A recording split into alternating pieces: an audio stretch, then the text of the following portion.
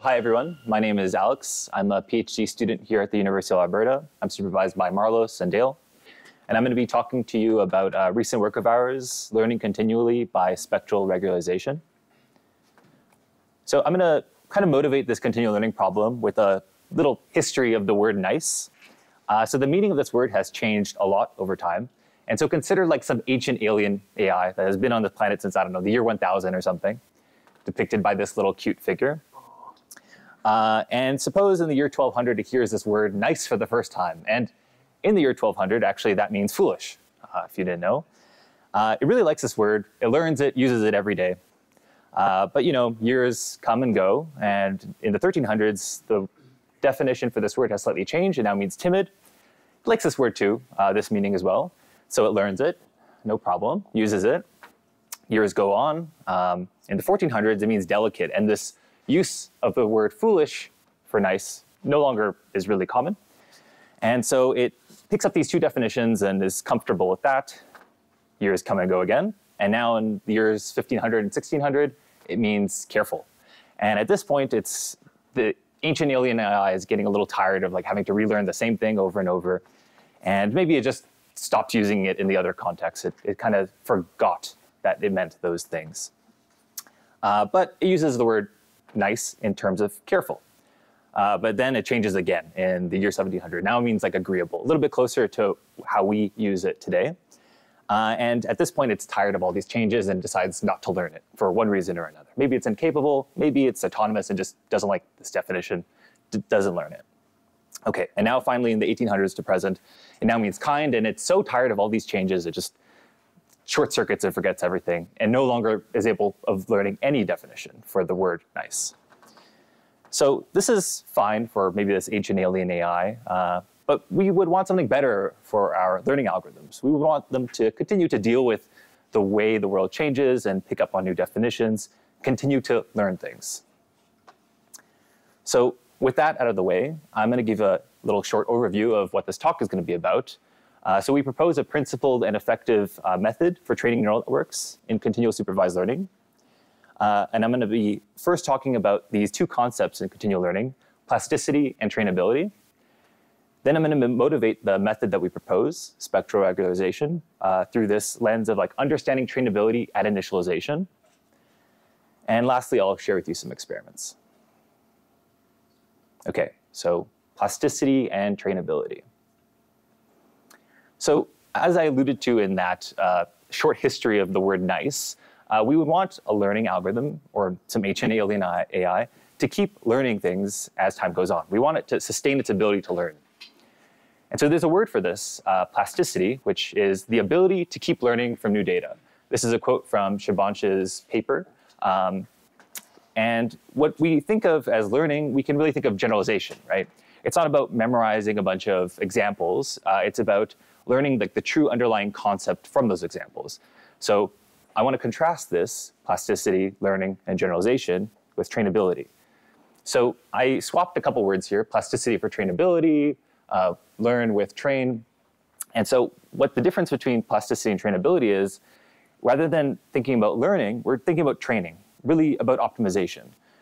So when we want trainability, all we're asking is for our learning algorithm to be able to like optimize its objective, whatever that might be. And so training is necessary for learning, but maybe not sufficient, right? Like there are cases, classical statistical learning, where you may overfit to the training data that you have and not actually learn what the training data means, right? Like the meaning of a digit or an observation or a word. Yet, nevertheless, maybe this is a simpler starting point, thinking about trainability and optimization rather than plasticity and learning. And so this is the term I'm going to be using throughout the talk, trainability rather than plasticity. Okay, so I'm going to give a short example I'm going to be running with through most of this talk, random label MNIST. If you've been to some of my previous talks, I like using this one a lot. So the way it works is you have a non-stationarity and a set of observations. In this case, the set of observations are from MNIST, which are these like black and white characters corresponding to digits. And each observation, each image here is assigned a random label. So in this case, this 7, just by chance, was assigned a label of 7. And this 5 is assigned a label of 3, and this 9 is assigned a label of 7, right? So the actual label doesn't actually correspond to what this image means. It's just a random label. And the task is to memorize all these given random labels. And the algorithm must do it in some fixed number of iterations. Here, I denote that by t. So at the end of the first task, the algorithm has performed t total iterations, and the task changes. We're now in task 2, where now these labels, before this was labeled as a 7, now it's a 9, this 8 is a 7, and so on and so forth. These labels are randomized, again, at the beginning of this new task. And the algorithm has to learn to memorize all these random labels now. And at the end of that, there would have been a total of 2 times t total iterations. And this continues up to maybe like task k, where at the beginning of each task, after t iterations, new random labels are assigned to all these observations. OK. So I was talking a little bit about trainability. What is, yes? Just to clarify. So sure. Would the agent know when the task changes, or it has no idea? Yeah, so in this case, no. All it sees is observations and labels, nothing else. So when it changes, all it can see is maybe this observation that it's seen before now has a different label, and it needs to change its prediction. It doesn't know the time at which it will change or that it has changed, other than that. So we had the discussion before that you have the notion of iterations, and you have the notion of epochs. So you do know when the task changes. I do. Designing the experiment, I have these fixed. But in terms of like the algorithm running in this like little problem, it is oblivious to those. And how do you define the epochs? I have like let's say a mini batch for the algorithm, the amount of observations it processes, and so to go over the entire data set is one epoch, right? Do you know the task boundaries? The algorithm does not. I do. I switch it at some fixed, like as an experimenter. I switch it, but the algorithm itself is oblivious to that change. I think I have different definitions about knowing or not knowing. Sorry for that. From the perspective of the algorithm, its observations are strictly this image, nothing else. So, but also, didn't you define learning as generalizability? But then this is essentially fundamentally a non-generalizable task, right? So yeah. Is there a disconnect there? Or? I see what you're saying. Maybe it's confusing because I'm using the word continual learning, and there's no like learning as I defined it before. It's continual training, right? Yeah, that's a fair point. Continual learning is just like, I guess, yeah, that's fair. So yeah, this is just a memorization problem. The agent or the algorithm needs to memorize all these labels through some optimization algorithm. And so what if we were to just take some neural network, we're going to be talking about regularization, so it's unregularized in any way, and train it on this sequence of tasks. What do those learning curves look like? So here you have this number of iterations on the x-axis, the online accuracy on the y-axis, and you can see at each of these spikes, each of these peaks is like one task. So at the end of the first task, and maybe up to the 5th task, the agent is able to memorize all the labels in that given task. But after the 5th task, the 6th, 7th, and so on, this online accuracy decreases. That means later on, for tasks later in its, let's say, life cycle or lifespan, the amount of accuracy decreases, which means it's losing its ability to train. It's losing its ability to memorize the examples that it sees. Okay. Yes? And I guess the random chance is 10%, right? Yeah, so it's doing a little bit better than 10%, right? Like 10% is where it starts off at, and then it goes up to maybe 20. Yeah? It has occurred that sort of ways in neural net. I go through the whole, all the examples. I adjust it exactly from the same. I then test it on the same. Yeah. Yes. And then I go one more iteration of training, and then test on the same, all the data, and I get another number. Yeah. Yes. So the performance is low only because we're continuing to change the task periodically, right? So if you were to fix a task at the end, you don't shoot back up eventually. Maybe, so what you're asking is, let's say at this point, I stop training the task. What is like the asymptotic? What is the best possible accuracy I can get? It's an interesting question. In this experiment, I don't have the results for that. But generally what happens is like it doesn't get much higher than this. And if it does so very, very slowly. So it's losing its ability to train in the sense that it's training significantly slower, perhaps impacting its asymptotic accuracy as well. In this case, you actually see some improvement. This is a pretty simple problem. In more complicated problems with larger data sets, you might see this actually flatline. Yeah. Yes? How long would it still learn like a previous task if at the end you put back the first task that had supposedly very high performance? Is it still low, or is it able to get back to the high performance it had in the beginning? Yeah. So that is a valid concern. In a lot of problems, it's about maybe remembering what you had learned in the past and not forgetting that. In this case, you necessarily must forget what you learned before because we have the same observation set with different labels. And so if on the second task you got 100% accuracy, that must mean on the first task you had to unlearn everything that you learned before. So in this case, there would be no remembering. I still feel like the optimization landscape might still favor optimizing previous tasks. I see. If you were to cycle through them. I did some experiments on that, on having, let's say, 5 tasks or maybe 10 tasks and cycling through them. And in that case, what you do find is after you go from the 10th task where you're not doing so well back to the first task, which you were doing well before, you still see this like degradation in performance. But that's actually an interesting point. Yeah.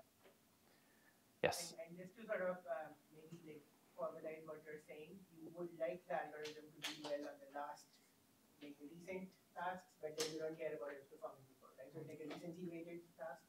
Yeah, yeah. The way that this problem is formulated, that's exactly what we want. And is that what you want in general? Like, is that your goal for your? Yes. Yeah, that's the problem we're trying to solve. So I'm just going to summarize. Oh, yes.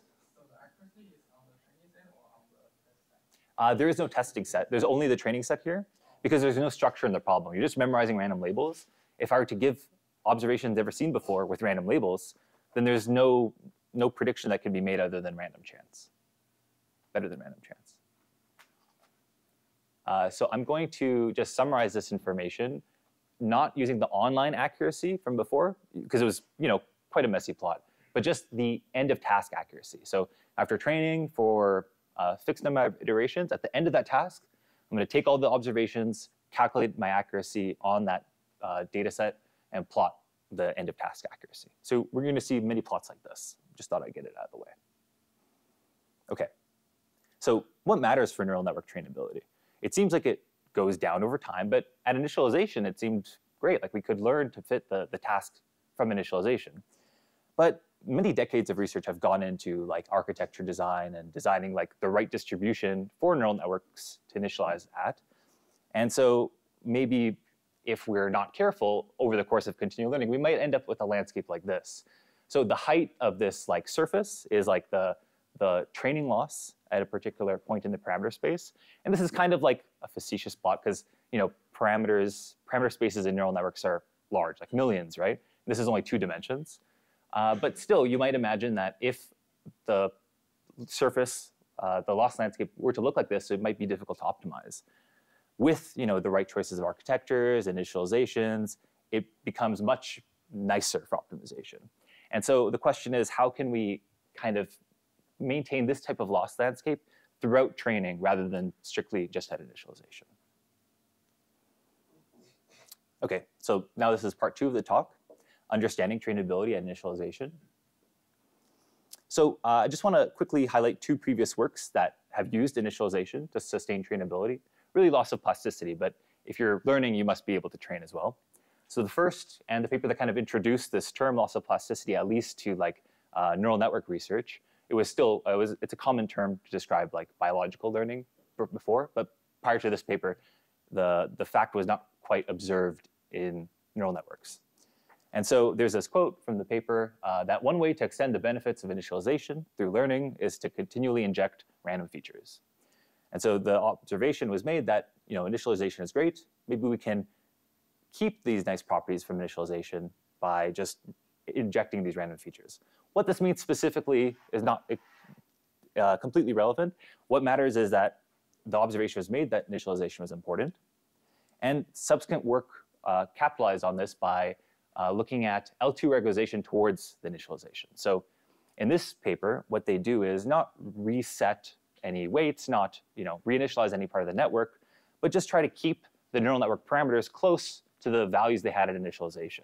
So the quote from the paper is, parameter values that are close to initialization can be recruited for rapid adaptation to a new task. If the parameters were very far from initialization, that might not be good for trainability. If they're very close to initialization, maybe they can be reset and then used to learn on a new task. So these are a couple ideas that have made explicit use of the fact that the initialization seems to be good for trainability. Let's try to understand this a little bit better. So what are the trainability properties present at initialization, and what happens to them over time? I'll just give you the punchline. It has something to do with singular values. And there's this figure from Wikipedia on the singular value decomposition, if you're not familiar. So the parameters of a neural network are like these sets of matrices and vectors. And to understand, one way to understand a matrix is via its singular value decomposition. So you might think of a matrix M that maps like these vectors on this circle to this like ellipsoid, which rotates it and stretches it. And so the way that they're rotated, the way the vectors are rotated is through V and U. And the way that the vectors are scaled are through the singular values sigma 1 and 2. So the singular values are in this capital sigma matrix. So it's a diagonal matrix with each entry being these singular values. And I'm going to claim, just upfront, that maybe it has something to do with these singular values. And this is not necessarily a new observation. This has actually been studied in the context of like neural network theory. And so you might, at initialization, plot the singular values of your weight matrix. And what you'll see is some distribution like this. So it obeys what's called this Marchev-Pasteur distribution, Marchev-Pasteur distribution. I'm not sure how to pronounce that. And so it's relatively uniform, right? It's not like a uniform distribution, but the values are not neither too big or nor too small.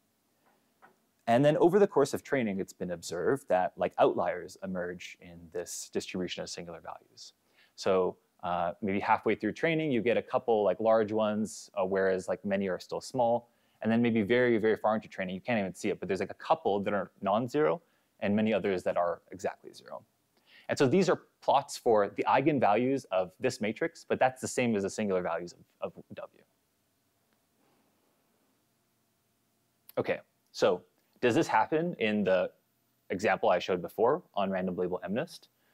So I'm going to just plot the maximum singular value, and we can see at initialization, it's somewhere below 2. And then over the course of training, it gets quite large.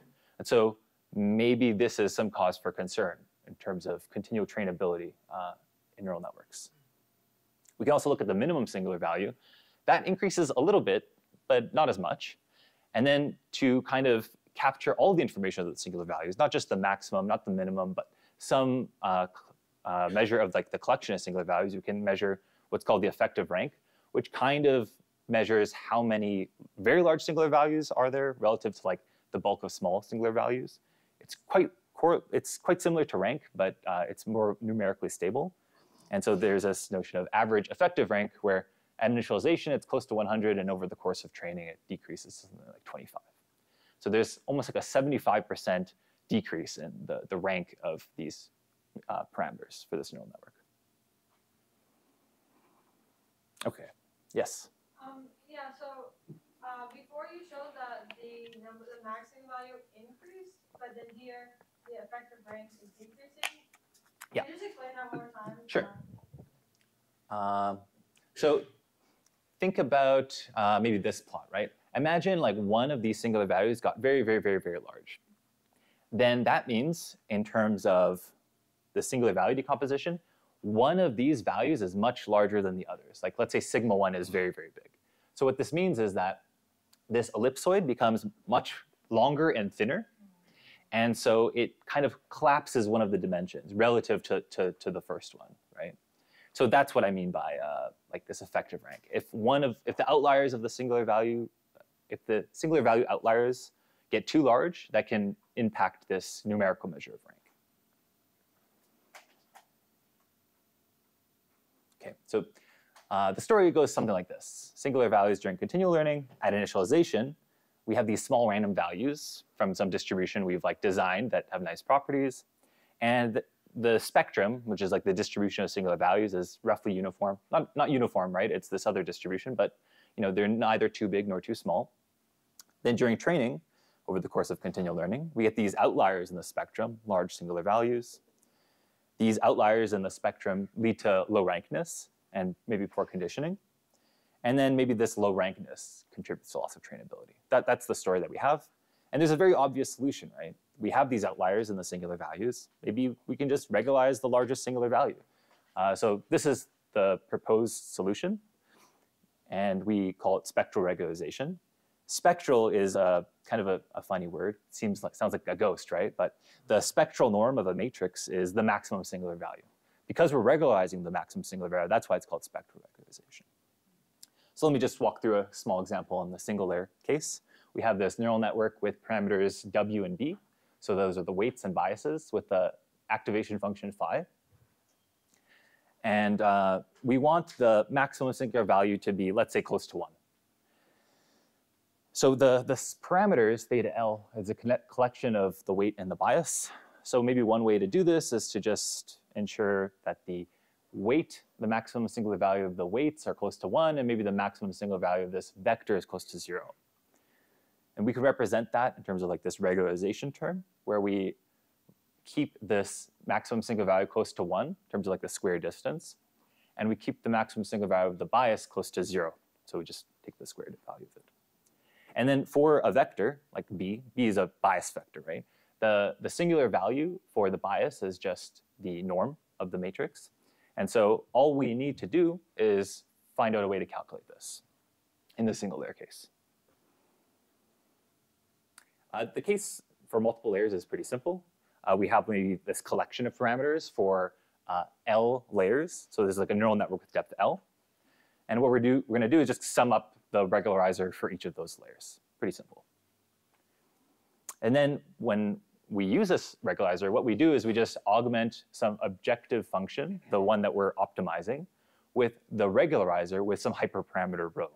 So the higher or the larger rho is, the stronger the regularization is. If rho is 0, then we're not regularizing at all. OK, I'm about to show some results on that simple random label MNIST problem, but I just want to say a couple things about this. It should already be appealing to you for these reasons. First, although we motivated the method from the perspective of initialization, the regularizer itself actually doesn't use it explicitly, right? Second, it's less restrictive compared to L2 regularization, which may seem like it comes out of nowhere, but actually L2 regularization is equivalent to regularizing all the singular values, whereas spectral regularization only regularizes the largest. So it's less restrictive of the parameters and the gradients. Also, you might be concerned about computational complexity because maybe you have to take a singular value decomposition for every gradient descent step. But that's not necessary because, again, we only need the largest singular value, and that can be computed efficiently using power iteration. And then finally, this is a subtle point, but the regularizer doesn't depend on data. There's other ways of controlling the spectral norm, for example, spectral normalization. But actually, this approach, spectral normalization, is data dependent. And in continual learning, where the data is changing, that might not be desirable. Because if we have a good control over like the regularizer on one distribution of data, it may not translate over to the next distribution of data. So if I have a bunch of terms, which are a bunch of these eigenvalues that are all really large, I think they're like 10, like 9.99, 9.993, 10. I just get the large one, which is 10. Make that smaller. The other guys are still there, right? Yeah, that's a good point, right? I wasn't looking at like this, let's say, whack-a-mole effect. But if you, let's say, regularize one, and then the next one is large, and the next iteration will decrease that one. And so not all of them kind of cluster at the maximum. Some are smaller. I'm not really sure what happens to the overall distribution. That's a bit complicated to, computationally intensive to investigate. Just a single largest one. Yeah. Yeah. Okay. A similar question would be, what if the smallest eigenvalue is too small? You have a correlation.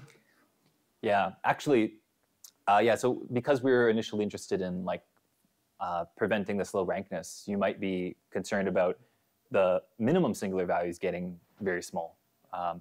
It is interesting with regularization of just the maximum singular value. It seems the minimum singular value is well controlled in the sense that it either stays constant or even increases. It doesn't seem to impact that as much.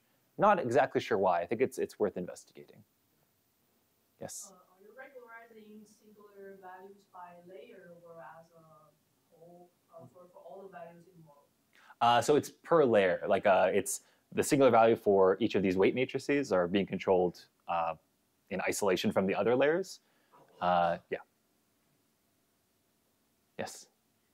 Yeah, so in your example, you were saying that maybe you want the highest singular value to like reach towards 1. I guess like, what's like the value you want your max to like to go towards? Yeah.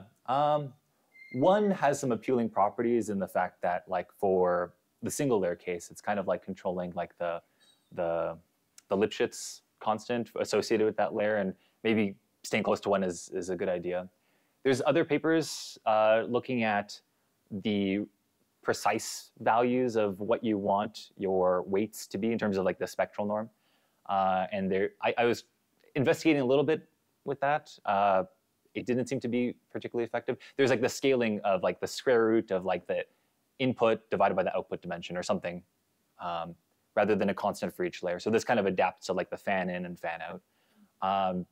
Yeah, it's interesting to me, but I don't have much more to say about it. Yes?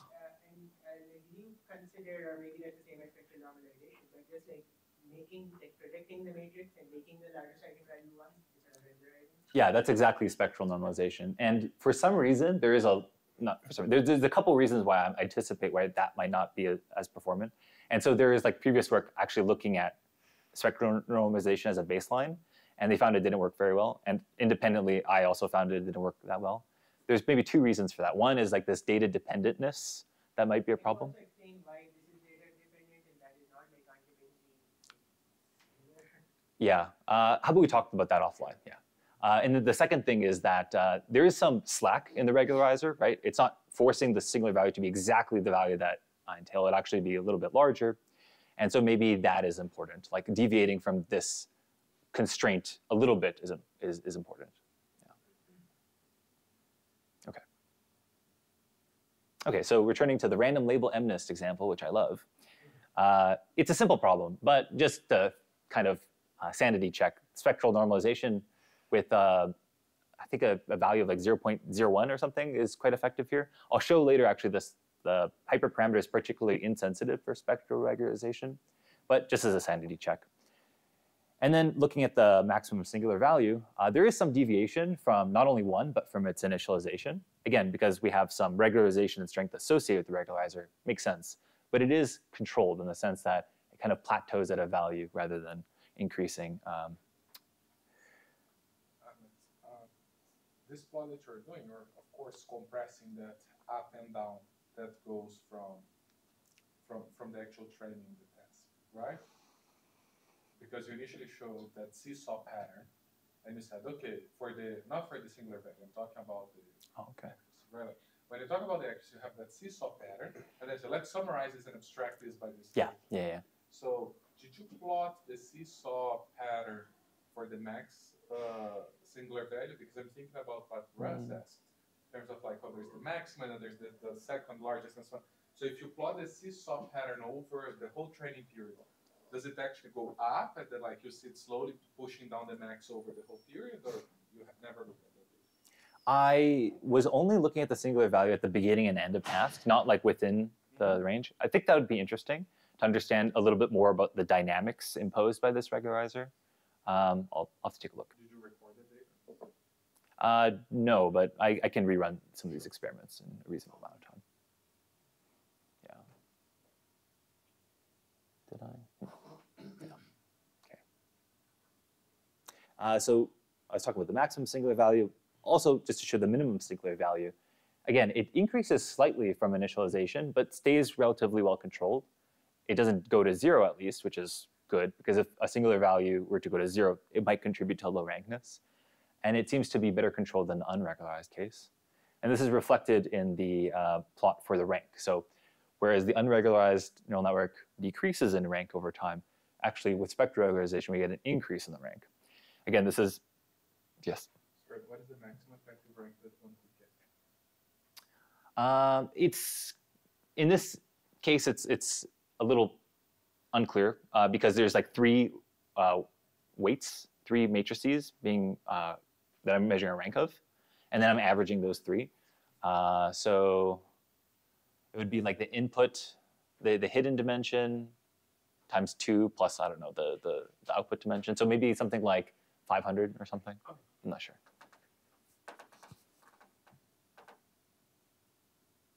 Okay, so I showed you a couple experiments in that small setting. I'm going to show you larger experiments now. Particularly, there's 4 results I'm going to be sharing with you. First, this comparative evaluation of a bunch of baselines. Second, this comparison of how does this regularization affect the capacity of the neural network, how well it can fit in a single task. Then I'll show some results on the sensitivity to the regularization strength, which is particularly important for continual learning. And lastly, some early results on generalization. So the comparative evaluation, there's going to be a lot of lines here. I'm going to go one by one and explain each baseline as they come. So first, we have the unregularized neural network. In this case, the neural network is like a ResNet. So it's like an 18-layer neural network with convolutions and layer normalization and like 10 million parameters, the specifics of which are not too important. And the data set that I'm showing for right now is SVHN2, which is like MNIST in the sense that there's like digits you need to classify, but they're images in color of like house numbers. So a little bit more complicated than MNIST. So, yeah, I'll show something different than random labels shortly. Yeah. Okay. So another baseline, particularly in reinforcement learning, is like selective reinitialization. So there's this idea that maybe some neurons become dormant, like they die because of ReLU. And so you can detect that and reset it. It doesn't work particularly well in this problem because in the reinforcement learning problems that are investigated, you don't really use normalization layers. Whereas in image classification like this, normalization layers are really common. And so this method wasn't really designed to deal with that, and the performance suffers worse because of those resets compared to the unregularized case. Next, you can do just some simple regularization like L2 towards 0, pretty common. It helps in the sense that it's better than the unregularized case, but you still get a bit of a drop in comparison to what you had at the beginning. Then there's shrink and perturb, which is, again, similar to L2 regularization towards 0, but it somewhat also combines the properties of like selective reinitialization because it's adding noise in addition to regularizing. So it does a little bit better than L2 towards 0, but still not as well as at initialization. And then there's this L2 towards initialization, which in this case at least loses plasticity, loses trainability. Sometimes it does better. This problem is particularly difficult. Then if you were at my previous talk, I was talking about this Wasserstein regularizer. The specifics, again, are not so important other than it doesn't work too well. But lo and behold, spectral regularization actually works quite well. Not only does it preserve the trainability that you had in the beginning, but actually it increases over time. Rather than sustaining whatever value it was at initialization, it's a fair bit higher, maybe something like 5% higher. Yes? Have you tried 200 tasks? Because we see some loss of plasticity even after 200 tasks, if it doesn't lose plasticity at the beginning. Right. Yeah, not in this case, but you're right that like if you run things for longer, if your regularization strength is too weak, you can eventually lose plasticity. It's a little bit of like a tuning game. Spectral regularization seems less sensitive to this regularization strength, so that's promising, but it's hard to say what will happen after 200 or 2,000. Yeah. Yes? If you're doing it wrong, when you train neural nets, we should start with those weights instead of start with random weights. Yes and no. Yeah, I see what you're saying. I would like to claim that, but I think it's too early to say. It's a bit dependent, right? Like you can't start at these weights. They were discovered or like learned from all this data. So it seems like it's helpful for training over long periods of time, but it's hard to say how we should change our initialization because the initialization isn't really dependent on data, whereas the parameters learned at the end here did depend on all the data it saw.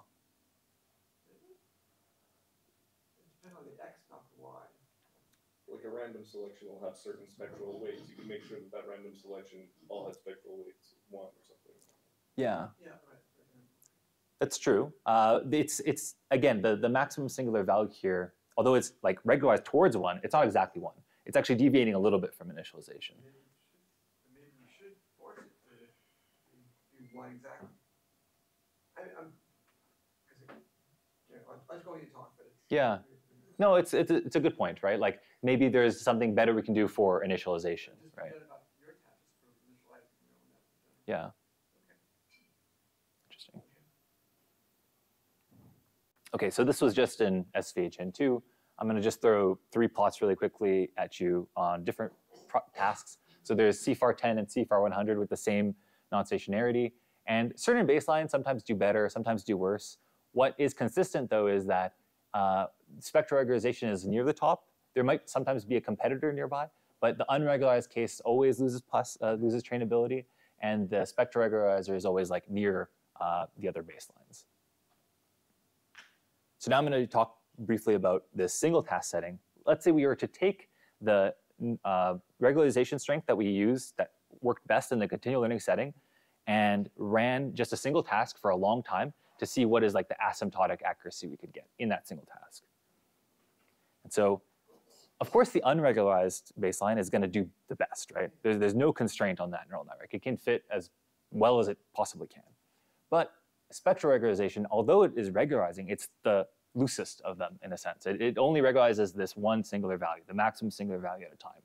Whereas these others, which use like variants of kind of like an L2 regularization, restrict the neural network from learning as much as it could. And this is consistent across the other data sets that we consider, so SVHN2, CFAR 10, CFAR 100. The unregularized baseline is always the most, has the highest capacity, but spectral regularization is always second. Yes? For those last ones, was that training accuracy or test accuracy? This is actually still training accuracy. So this is about like how well you can fit those random labels. The number of iterations here is actually really high because the complexity of learning random labels is much higher than having like the structure and the problem that like respects the class labels. Yeah. And why the error bars in the middle for 1? Why are they huge? Yeah, so this would be L2 regularization towards 0. It's particularly sensitive to this regularization strength because as you're regularizing values towards 0, 0 is kind of like not a great value to be near. If a lot of your parameters become 0, yeah. So that's what's happening here. You even see it in the continual learning experiments, rather large error bars on that.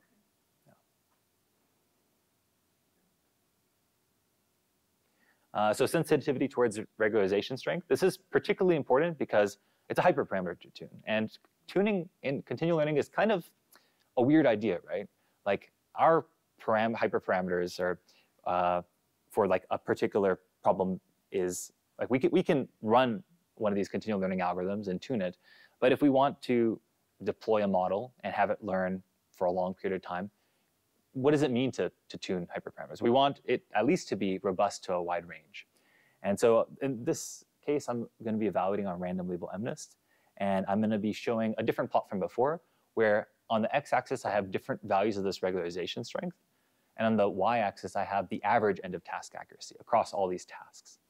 And what you see here is for any choice of your regularization strength, spectral regularization is better than the other choices that you can make. And although this gap can be somewhat closed by increasing the number of iterations, number of epochs per task, still, this spectral regularizer is particularly insensitive compared to the other regularizer baselines. If you add layer norm, which again helps with trainability, all the methods improve in terms of the average end of task accuracy. But again, the spectral regularizer is particularly insensitive. And even for very high number of iterations with layer norm and all these trainability tricks, spectral regularization seems like a good idea at almost any regularization strength. Yes, in the back. Are all the other hyperparameters between these methods the same, except for regulation? There's one other parameter that is tuned, the step size, and that's tuned for each of these regularizers. Yeah, but the neural network architecture and the optimizer itself is the same. Okay, so the last results are on generalization. Again, I was talking mostly about trainability, training accuracy. How well can you optimize your training objective? But at the end of the day, we do want our algorithms to learn something and to generalize from the examples that they train on. And so I'm going to be showing you results on the end of task test accuracy. And so this is on CFAR 100, where there's 100 classes to classify. And so like a random chance guess would get you like a 1% accuracy, right? This is the real labels. Yes. What the non-stationary here is the permutation of the observations. So the pixels aren't presented in like a nice image, but they're like shuffled around at each. Yeah. The problems are kind of silly, I agree, but this is what people evaluate on. You take a digit, after a digit, and you just randomly permute both labels. Yeah. Yeah. That's a good idea. Right. It's not a good idea in the sense that like. At least you can imagine from the real labels learning about the 17 ones and about the 18 ones because it's some. Okay. Yeah. But the permutation across all the images is the same. So yeah. So there is like a shared structure there. Yeah. Yes. Yeah, I guess like why is the accuracy just this low for all of them? Yeah. So this is CFAR 100. You have like 100 classes, right? So generalize, if you were to guess randomly, you'd get a 1% accuracy. I'm not sure what is like the state of the art for like, let's say, supervised learning. But this is really just about maintaining what you could at initialization or not degrading significantly from your peak, right? Yes. So I learned about digit 1, then the digit 1, 2, then just going to a tiger, then just going to tiger and a mouse. Is that what that is? So the task in this case is this permutation on the pixels. So you're presented all the 100 classes of CFAR, like, I don't know, like plane, a cow, and so on and so forth. But there's some shuffling of the pixels that are shared across all of them. And task 1. Yes. And then in task 2, it's the same data set, but the pixels are shuffled in a different way. And so you need to rediscover. It's still the same labels. Yes, same labels. But I guess none of the methods lose plasticity, right? But you can say your method has more plasticity. Yeah. So what you're saying is that at initialization, we had maybe like 20% test accuracy, and this here is higher than that, right? Yeah, so that's a good point. So this is kind of the difference between trainability and generalization. When in this type of problem, you don't really lose generalization that you had at initialization, but maybe you're not doing as well as you could have been doing if you did regularize. So this is CFAR 100 with the ResNet 18. You can see similar results on the other data sets. So this is CFAR 10 and SVHN 2, all with this ResNet 18. As just one other experiment, we did essentially the same experiment except with a different architecture. Instead of the ResNet 18, we have this vision transformer. And it's a similar story. Like, we're not losing our ability to generalize in this case, at least not from this number of tasks. Maybe if I ran it for 2,000 or something. But we're not doing as well as we could have if we had applied regularization, and particularly the spectral regularizer. And again, a similar story for CFAR 10 and SVHN 2. There is these relatively large error bars around L2 towards 0. Again, sensitivity towards 0 is a problem. I ran more experiments with a slightly more fine-grained range of the L2 value, and the sensitivity still remains. Training accuracy side by side, because with training accuracy, you know whether it's lose the ability of training optimization, you just generalize better. Yeah, actually, so I don't have it in this slide or on this slide deck, but what you might see for the unregularized case in this problem is actually no loss of trainability. You actually are able to train to pretty high accuracy on each task. You just begin to overfit this problem. It seems like there's some differences between training and testing, or trainability and plasticity. That's room for future work. Yeah. Okay, so just some concluding thoughts. So the summary, trainability is an optimization perspective on plasticity. And I proposed like the singular value perspective, which seems to significantly influence continual trainability, and proposed spectral regularization as an effective method for continual trainability, which is insensitive, particularly insensitive to hyperparameters, and shows some promising generalization results. Future work is understanding this difference, the similarities and differences between trainability and plasticity. What can we say about generalization, given that maybe we have a highly trainable network? I'm also interested in developing more challenging continual learning problems, maybe ones that are more reflective of the types of problems we might expect agents to encounter in the world. And lastly, just applying spectral regularization to reinforcement learning is something I'm excited about. If that's something you might be interested in, feel free to reach out. And the last thing I'd like to do is just thank my co-authors. So Saurabh is a PhD student at Stanford. Dale and Marlos are my supervisors, and Andras is a research scientist at Google DeepMind. That's a link to the paper. Thank you.